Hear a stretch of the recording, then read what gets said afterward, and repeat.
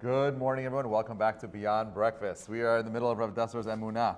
And last week we spoke a little bit about the idea that there is a very subtle form of avodah zarah that begins in our minds. And it's he says that it's the Yetzer Hara tries to separate us from Hashem, that Hashem is running the world. You know, it whispers in our ears that God is too big to be bothered with the small little things of man and so on and so forth. We talked about a little bit the idea of inventing intermediaries, allowing the smaller beings to be to attribute them with the power and not actually the source itself. We spoke a little bit about the Rambam and the history of avodah zarah, but most importantly, the core danger of living in a world where we don't see God in the power of nature itself. We don't see God in the beauty and the details of the world around us. And therefore, Rav Dessler naturally goes into this next part of his essay where he talks about Pulat HaMalach. What is the function and the purpose of malachim? Why do we have angels? So he says as follows, Amar Chazal, he says, there is not one blade of grass on the planet where there is not an angel that is not overseeing it, which means that everything around you, all the structure of the whole of the universe, every atom, every molecule, everything around you is an expression of a malach that is overseeing it. Okay? Now, he says, Ki malachu asher poel, right? It's actually the angel, right? That is the one that is acting and not the natural force. So there's two different views over here. One view of the world is that, well, God created a world and naturally it unfolds and it's just following the rules of nature. There's another view of the world that God says no, that everything is very specific. We're talking about hashgacha pratit, not klalit. A very specific, very intentional, everything around you is an expression of what God wants, and God himself does not pull the strings, so to speak, directly. Instead, he has his intermediaries, the malachim, going out there, and they're the ones pulling the strings on the physical world. That's what we call the natural force. He says that the mission, shlichut hamalach yedua, it's known that it is not required in order to bring matter into actuality, right? Because that's what Hashem does. The malach does not bring the reality of the world into existence. God does, right? He doesn't need the messengers, but he does this in order to teach human beings something very important, right? What is that? Shiadua gam aspokaria is also known, he says, that if you look through aspokaria she'ena me'ira, which is like a non-luminous vessel, or like I would say, like aspokaria she'ena me'ira is a glass that is tinted, right? Right? It's translucent but not transparent, but it's more, it's true, and there's a tint over there, and therefore there are different levels of perception. There's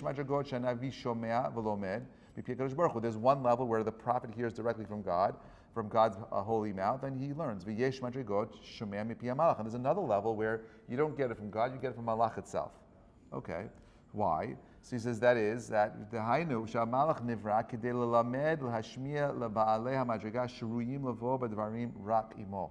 Right? That the angel was created in order to teach this person the message on those people suited to that level, a lower level, not directly from the source, but a lower source. This is talking about when the Jewish people were hearing God speak to them by the Aseret Dibrot. They said, we can't handle it. Hashem, Moshe, you speak to us. We can't handle it. It's too overwhelming to go to the source itself. So Moshe becomes the intermediary. And even so, Maspik Lahem Shem Hashem. Nevertheless, right, from them, the name of Hashem was enough. They have done well in all that they have spoken. That's a quote, Hativu, Kol Asher Dibru, Miten Vayal Avem, Zel Lahem, Dirautiv, Kol Yamim.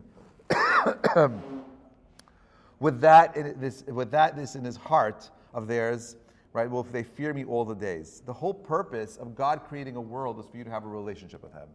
Sometimes it's too intense, too direct, and therefore God doesn't want to do that because he wants you to still have some element of bechira. So you have a lower level being coming down to you, a lower level experience coming down to you, but all there for you to have this perspective where you can understand the need for a relationship with Borei Olam, not to run away from him. With this, we can understand the need for a messenger. It is required from the side of the one receiving the teaching. And therefore, those people who are on those very high levels perceive the angel, its command, in the name of God concerning every step of the movement. And therefore, right? We see that the revelation of God from all existence in and of itself comes into being only through the will of Hashem, who himself is the very essence of existence. What Rav Dessler is saying is like this.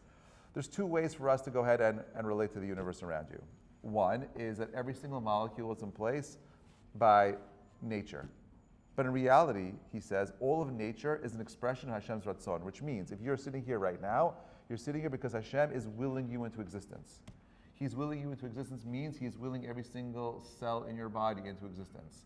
All the production facilities in the blood, all right, in the marrow, that is creating the red blood cells and the white blood cells and the platelets to function, to carry out all of that is needed in your body to exist, is there by direction of God. How does God do that? He uses his intermediaries, right, Teva, which is being controlled by the malachim, okay, in order for you to seem like we're living in a seamless world where all possibilities are possible. Even the possibility, unfortunately, of believing there is no God is part of the possibility, and that's what you and I need to overcome.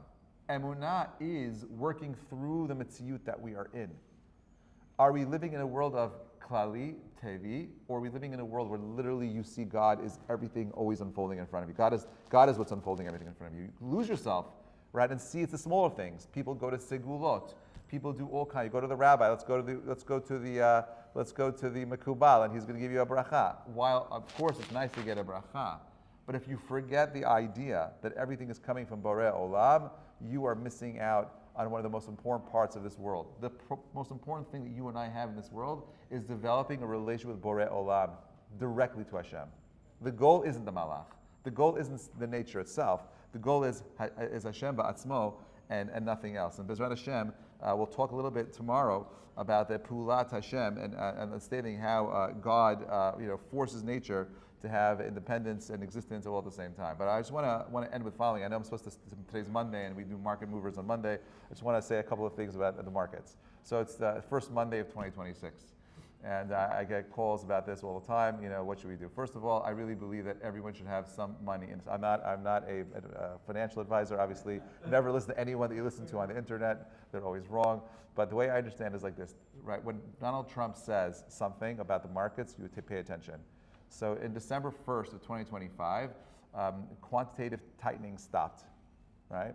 The government stopped purchasing its all sorts of bonds and whatnot, and now they're allowing the market to kind of like go on its own. But America understands that in order for it to compete in the AI race and the robotics race and everything that's going on in the world right now, it needs to take on a different approach to the markets. Like China, the government invests in its companies to give it a disadvantage or an advantage relative to other companies. America understands that the only way American companies have the ability of fighting back against China is if there's American government intervention. So for the first time in history, the American government in 2025 actually put money into U.S. companies, like Intel is one of them. A whole bunch of rare earth minerals as well. So when the government is doing that, you know a couple of things. One is that's usually a good place to have your own money in, right? The government's betting on those things. But more importantly, it's changing how we think about the markets. So another thing's happening. Jerome Powell, the Fed chair, is going to be resigning in May. We know that Donald Trump really wants to lower interest rates. Okay, you have lower interest rates. You have the government pumping money into the stock market for the first time, right? You have you have quantitative easing coming back. The U.S. government is going to print some crazy amount of money again in this 2026 cycle, okay, so that it can compete, which means whenever you see this amount of flow of money coming in, several things are happening. Number one is that the U.S. dollar is going to be devalued. We're printing money.